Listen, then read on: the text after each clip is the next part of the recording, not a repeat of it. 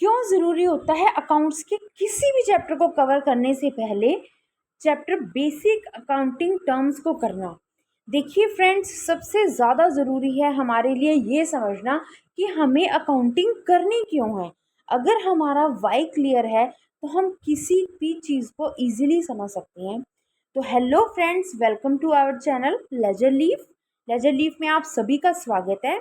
हमारी ये ledger leaf की फर्स्ट वीडियो है। अगर आपको ये अच्छी लगेगी तो इसको प्लीज़ लाइक, शेयर और सब्सक्राइब जरूर देना। तो चलिए विदाउट वेस्टिंग एनी टाइम हम अपनी वीडियो को स्टार्ट करते हैं। तो ये देखिए, बेसिक अकाउंटिंग टर्म्स को पढ़ने से पहले सबसे पहले हमें ये जानना ज़रूरी है कि एक्चुअल में अकाउंटिंग का मीनिंग क्या होता है। तो हम सबसे पहले पढ़ेंगे मीनिंग ऑफ अकाउंटिंग। यहाँ पर मैंने मीनिंग ऑफ अकाउंटिंग में सबसे पहले इसकी सिंपल डेफिनेशन लिखी है। सिंपल डेफिनेशन मतलब हम कैजुअली जो हम अकाउंटिंग को आम भाषा में बोलते हैं वो होता क्या है। Accounting is the process of recording, classifying, summarizing, analyzing, and interpreting all financial transactions of a business to know its profits or loss and financial position. Means कि अगर हम अपनी बिजनेस की फाइनेंशियल पोजीशन को जज करना चाहते हैं तो हमें सबसे पहले उसकी रिकॉर्डिंग करनी पड़ती है, वो भी जर्नल के अंदर। आप प्लीज़ इस चीज़ से घबराइए मत कि मैं ये नए नए क्या वर्ड्स यूज़ कर रही हूँ। धीरे धीरे मैं आपको अपनी वीडियोस के थ्रू हर एक वर्ड का मीनिंग बताऊंगी। तो मतलब कहा जाता है कि रिकॉर्डिंग करना, लेजर में क्लासीफाई करना सारी की सारी एंट्रीज को कि कौन सी, अगर हमने परचेज़ किया तो उसको हम परचेज बुक में लिख रहे हैं, सेल किया है तो उसे हम सेल बुक में लिखेंगे। ठीक है, फिर हम समराइज करते हैं, ट्रायल बैलेंस बनाते हैं, trading and profit and loss account बनता है, और लास्ट में हम क्या करते हैं, एक बैलेंस शीट बनाते हैं जिससे हमें कंपनी की फाइनेंशियल पोजीशन का पता लगता है। ठीक है, तो ये तो थी हमारी सिंपल डेफिनेशन। बट दूसरी साइड अगर हम इसकी फॉर्मल डेफिनेशन देखें as per A I C P A का मीनिंग होता है American Institute of Certified Public Accountants. कि इसके थ्रू क्या कहा गया है, accounting is the art of recording, classifying and summarising in a significant manner and in terms of money transactions and events which are in part at least of a financial character and interpreting the result thereof। मतलब कहने का मतलब है, एक तो जो भी transaction है वो मनी के रूप में होनी चाहिए, मतलब हम मनी के रूप में उसको मेजर करेंगे। ठीक है, दूसरा ये 5 प्रोसेस होते हैं, रिकॉर्डिंग होती है, क्लासीफाइंग होती है, समराइजिंग होती है, एनालाइजिंग होती है और लास्ट में इंटरप्रेटिंग होती है।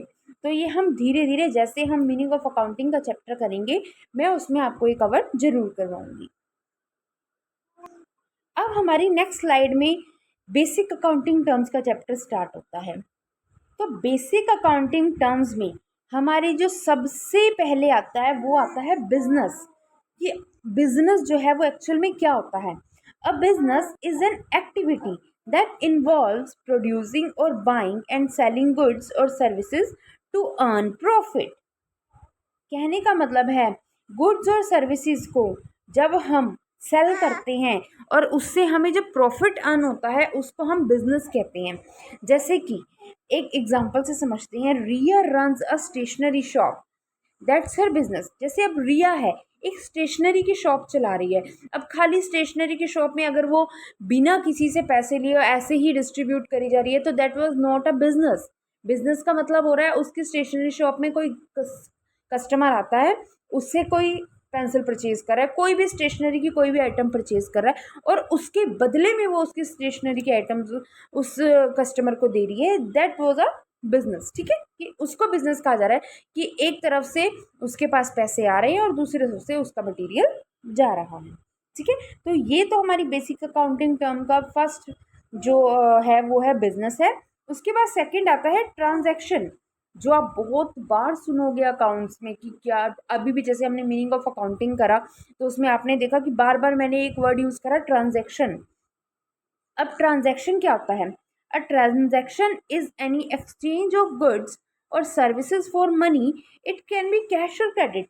क्या होता है, क्या जो एक ट्रांजैक्शन होती है वो गुड्स और सर्विसेज को मनी के लिए जो मतलब एक्सचेंज करते हैं हम, वो क्या होती है, या तो कैश में हो सकती है या क्रेडिट हो सकती है। एक एग्जांपल से समझते हैं, buying furniture for 10,000 in a cash is a transaction. जैसे कि एक ट्रांजैक्शन सिंपल बता रखी है कि बाइंग फर्नीचर खरीदा है 10,000 रुपये में, वो भी कैश में खरीदा है। यानी कि एक तो देखिए आपको यहाँ पे ये पता चल रहा है कि मॉनेटरी टर्म है, ठीक है ना, मॉनेटरी टर्म है, यानी कि 10,000 रुपये कैश हमने दिया है और हमारे पास फर्नीचर आया है, ठीक है ना। तो ये हमारी क्या होती है, ट्रांजैक्शंस होती हैं, ठीक है। तो आगे इसकी नेक्स्ट स्लाइड में देखते हैं हम। इसके बाद हमारा जो थर्ड आ रहा है वो है गुड्स, कि गुड्स जो होती है उसका क्या मतलब होता है। गुड्स आर द आइटम्स और products a business buys and sell, ठीक है। कहने का मतलब होता है कि एक बिजनेस में कोई भी आइटम या कोई भी प्रोडक्ट जिसको खरीदने और बेचने के लिए रखा जाता है वो गुड्स होती है। जैसे कि for a furniture shop chairs and tables are goods. जैसे कि एक फर्नीचर शॉप है तो उनकी फर्नीचर शॉप में क्या क्या होगा, चेयर्स होंगी, टेबल्स होगी, वो सब क्या होंगी, उनकी गुड्स होंगी।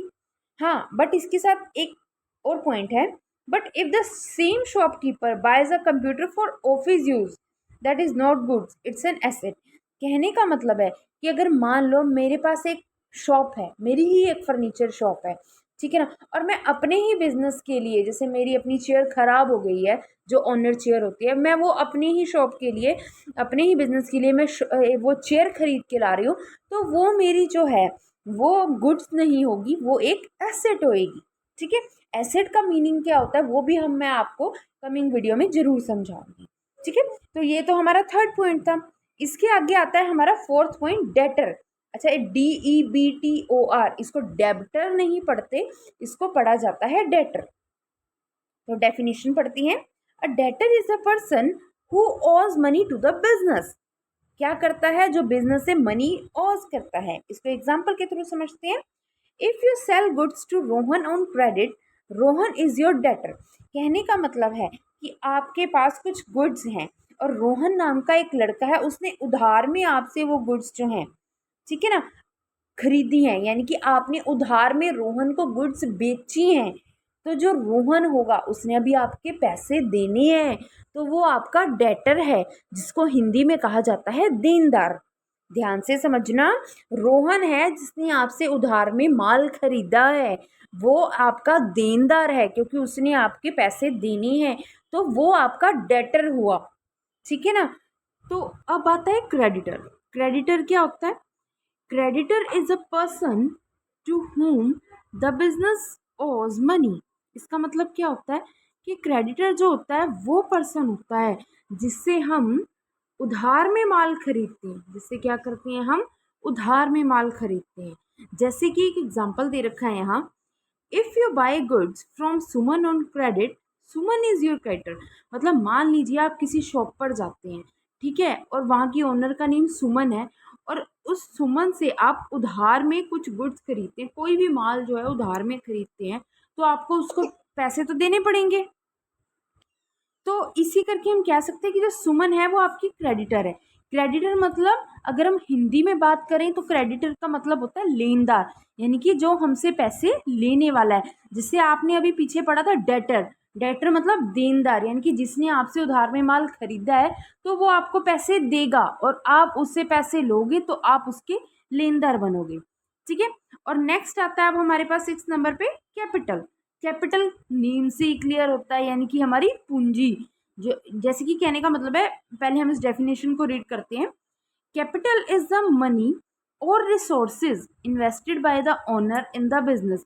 या तो मनी है या फिर रिसोर्सेज है जो एक बिजनेस में बिजनेस ओनर के द्वारा इन्वेस्ट किए जाते हैं, ठीक है। एग्जाम्पल देखते हैं। Payal started a coaching centre with ₹50,000, that's her capital. ये मैंने अपने ही एक मतलब अपना एग्जाम्पल लिया है। देखिए, मेरे जैसे एक साईं जी कोचिंग सेंटर के नेम से कोचिंग सेंटर है, ठीक है। तो मैं क्या करती हूँ, 50,000 रुपये से मैंने अपने कोचिंग सेंटर को स्टार्ट किया। जैसे कि मैंने 50,000 रुपये अपने कोचिंग सेंटर में लगा दिए, चेयर्स ले आई, एक ब्लैक बोर्ड ले आई और स्टेशनरी का सामान ले आई। तो ये जितनी भी इन्वेस्टमेंट मैंने, ये पैसों की इन्वेस्टमेंट मैंने अपने बिजनेस में करी है, अपने कोचिंग सेंटर में करी है, तो यही मेरी कैपिटल कहलाती है, ठीक है। तो चलिए, अब आता है 7वें नंबर पे ड्राइंग्स। तो ड्राइंग्स का मतलब तो आप जानते ही हैं क्या होता है। When the owner takes money और goods for personal use it is called drawings. यानी कि अकाउंटिंग में ड्राइंग्स का मतलब थोड़ा अलग होता है। यहाँ पे क्या लिखा हुआ है, अगर एक बिजनेस का ओनर अपने किसी पर्सनल यूज़ के लिए कोई मनी या गुड्स को बिजनेस से निकालता है, विड्रॉ करता है, तो उसको क्या कहा जाता है, ड्राइंग्स। इसमें मेन थिंग ये है कि आपको ये ध्यान रखना है, यहाँ पर्सनल यूज़ के लिए ले रहा है वो, पर्सनल यूज़ के लिए जब वो कोई भी चीज़ बिजनेस से विड्रॉ करेगा या कुछ भी करेगा तो वो उसका क्या होगा, उसकी ड्राइंग्स कहलाएगी। एक एग्जांपल देखते हैं, यहाँ भी मैंने अपना एग्जांपल लिया है। If Payal withdraw 2000 from business cash for personal expenses, मान लीजिए कि मेरे को अपने कुछ पर्सनल एक्सपेंसेस करनी है, उसके लिए मैंने बिजनेस से 2000 रुपये विड्रॉ कर लिए, तो यही मेरी ड्राइंग कहलाती है। ओके, हाँ जी, चलो इसको सबको मैं रिमूव कर देती हूँ ताकि आप इजीली इसका स्क्रीनशॉट ले सको। ठीक है ना, ये लो मैंने सारा रिमूव कर दिया। अच्छा, इसके बाद आता है अब हमारे पास वो नेक्स्ट है एसेट्स। एसेट्स जैसे ही नाम से ही क्लियर है। अच्छा, अगर आपने कभी सुना हो, हम कहते हैं बड़े बड़े जितने भी स्टार्स हैं उनकी वर्थ क्रिएट होती है, वो वर्थ क्रिएट होती ही एसेट से है। कहने का मतलब होता है वेल्थ होती है, वेल्थ वेल्थ क्रिएट हो रही है। ठीक है ना, मतलब कि कहने का मतलब है वेल्थ क्रिएट होना, मतलब उसके पास, एक स्टार के पास या किसी बड़े बिजनेसमैन के पास जितनी एसेट्स होंगी ना उतनी उसकी वेल्थ क्रिएट होगी, उसके पास वर्थ होती है, एक नेटवर्थ बनती है उसकी। चलिए रीडिंग करते हैं इसका। Assets are things owned by a business having monetary value. ठीक है ना, मतलब एक बिजनेस में जितनी भी एसेट्स है उनकी मॉनेटरी वैल्यू होती है। जैसे कि मान लीजिए एक बिजनेसमैन के पास कैश है, फर्नीचर है, बिल्डिंग है, मशीनरी है, ये सब उसकी क्या होती है, एसेट्स होती हैं। ठीक है, इसके बाद जो एसेट्स होती हैं वो भी टू टाइप्स की होती है, एक होती है फिक्स्ड एसेट्स, एक होती है करंट एसेट्स। फिक्स्ड एसेट्स जो लंबे समय के लिए जो बिजनेसमैन होता है उसका प्रॉफिट देती है। अब जैसे कि मान लो आप कि मैं ही हूँ, मैंने अपना कोचिंग सेंटर मतलब कि मेरा कोचिंग सेंटर रन कर रही हूँ मैं, तो मैंने मेरी उस कोचिंग सेंटर की एक बिल्डिंग है, तो वो जब बिल्डिंग होगी मैं लंबे समय तक उसका यूज़ कर सकती हूँ। जब मेरा मन करे बाद में मैं उसको बेच दूंगी, तो उससे बेच के जो पैसा आएगा वो मेरे लिए वर्थ ही तो क्रिएट करेगा। ठीक है, ऐसे ही मशीनरी होगी। ठीक है ना, मशीनरी का हम लॉन्ग टर्म यूज़ करते हैं, बाद में हमारा मन किया बेच देते हैं। अब करंट एसेट क्या होती है, जो इजीली कन्वर्टेड टू कैश, कहने का मतलब होता है बहुत इजीली, जिसको 1 ईयर के अंदर अंदर हम कैश में कन्वर्ट कर सकते हैं। अच्छा, फिक्स्ड एसेट्स वो होती है जो आफ्टर 1 ईयर जो हमें मतलब कैश में कन्वर्ट होती है और बड़ा लंबा हमें क्या कहते हैं, प्रॉफिट देती है। और करंट एसेट क्या होती है, जिसको 1 साल के अंदर अंदर हम कैश में कन्वर्ट कर सकते हैं। जैसे स्टॉक हो गया, डेटर्स हो गया, कैश हो गया। आपने जब भी देखा होगा, आपको जैसे जैसे आप पढ़ोगे आपको पता लगेगा, कुछ ओपनिंग स्टॉक होते हैं, कुछ क्लोजिंग स्टॉक होते हैं। ठीक है ना, ये सब क्या होते हैं, ये धीरे धीरे आपको पता चलेगा। ठीक है, चलो इसको भी मैं इरेज कर देती हूँ। तो चलिए अब नेक्स्ट स्लाइड पे देखते हैं। हाँ, अब आता है हमारे पास 9th नंबर पर लाइबिलिटीज। लाइबिलिटीज क्या होती है, लाइबिलिटीज यानी कि जो हमने पे करनी है। ठीक है, liabilities are amounts the business owes to other. Owes to other यानी कि किसी दूसरे को हमें पे करनी है। जो जैसे क्रेडिटर, हमने अभी पढ़ा था ना, क्रेडिटर कौन होते हैं, लेनदार, यानी कि जो हमसे पैसा लेने वाले हैं। बैंक लोन्स, अब अगर हम बैंक से लोन ले रहे हैं तो हमें उसको पे भी तो करना पड़ेगा, तो ये हमारी लाइबिलिटी आती है। इसके बाद आता है आउटस्टैंडिंग एक्सपेंसेस, ये भी हमारी लाइबिलिटी होती है। ठीक है ना, तो जैसे एसेट्स हमारी वेल्थ क्रिएट करती है, वैसे ही लाइबिलिटीज जो होती है उसका हमने क्या करना होता है, वो हमें पे करनी पड़ती है। और अब आज की वीडियो में जो लास्ट है वो है हमारे एक्सपेंसेस। एक्सपेंसेस नाम से ही क्लियर हैं, वो होते हैं खर्चे। ठीक है, expenses are the cost incurred to earn revenue. ठीक है ना, रेवेन्यू अर्न करने के लिए किए जाते हैं, जैसे कि rent, salary, stationery, electricity bills. यानी कि मान लो अगर मैं ही हूँ अपना कोचिंग सेंटर किसी रेंट के उस पर चला रही हूँ, तो मुझे उसका रेंट पे करना पड़ेगा, मेरे लिए खर्चा है। मान लो मैंने अपने बहुत सारे टीचर्स रखे हुए हैं, तो उन टीचर्स की सैलरी देनी, वो मेरे लिए खर्चा है। मैं कुछ स्टेशनरी परचेज करके ला रही हूँ, वो मेरे लिए खर्चा है। और मेरे कोचिंग सेंटर की इलेक्ट्रिसिटी चल रही है, इतनी बिजली चल रही है, पंखे चल रहे हैं, उन सब का बिल आएगा, तो इलेक्ट्रिसिटी बिल जो है वो भी मेरे लिए एक्सपेंस होता है। तो बच्चों ये था हमारा part 1 of basic accounting term. Part 2 भी मैं जल्दी ही लेके आऊँगी। हाँ प्लीज़, बट मुझे कमेंट करके ज़रूर बताना कि आपको क्या मेरा समझाया हुआ आज समझ आया या नहीं। और प्लीज़ मेरे चैनल को लाइक ज़रूर करना, अपने दोस्तों के साथ शेयर भी कर देना। और अगर आपने अभी तक मेरे चैनल को सब्सक्राइब नहीं किया है तो प्लीज़ उसको सब्सक्राइब कर देना और साथ में लगे घंटी के बेल आइकन को भी प्रेस कर देना। सो बाय बाय।